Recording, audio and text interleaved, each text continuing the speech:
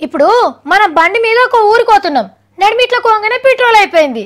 ఇక అప్పుడు ఉంటది కదా నా సామిరంగా, మీదికెళ్ళి సుర్రుమని ఎండ, కిందికెళ్ళి డాంబర్ రోడ్ దగడు, గరం గరం గాలి, ఇన్ని తిప్పలతోని బండి నూక్కపోతా అంటే తాత ముత్తాతలే అది కావాలి.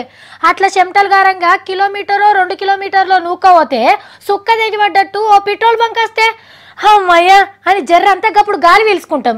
కానీ ఆ పెట్రోల్ బంకు సెలవు అంటే అబ్బో తెలుసుకుంటే ఎట్లనో అనిపిస్తుందిలే. ఐతారం అన్ని ఆఫీసులకు సెలవు. తతిమ్మ రోజులల్లా పొద్దుగాల 9 గంటలకో 10 గంటలకో తెరిచి పొద్దుముకినాక 6-7 గంటలకు తాళాలేస్తారు. మేం కూడా గదే రూల్ ఫాలో అవుతామంటుండ్రు పెట్రోల్ బంకుల ఓనర్లు. ఐతారం సెలవు తీసుకుంటారట.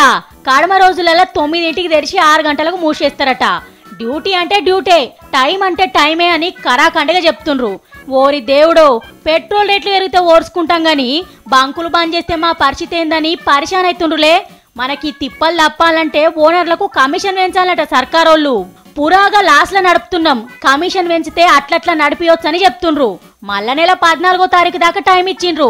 ఈ లోపట కమిషన్లను పెంచితే ఓకే, లేకుంటే ఐతారం సెలవు.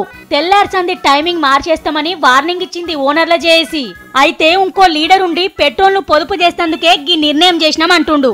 కానీ ఐతారమే ఇంటోళ్ళని తీసుకొని సినిమాకో షికార్కో పోతారు. దావతులు చుట్టాలింటికి పోవుడు కూడా సండేనే ఎక్కువ. పట్నంలో అంటే బస్ ఎక్కువ, ఆటో పట్టుకొనో పోతారు. కానీ కార్లలో దూరం పోయేటోళ్ళ పరిస్థితి ఏం కావాలి?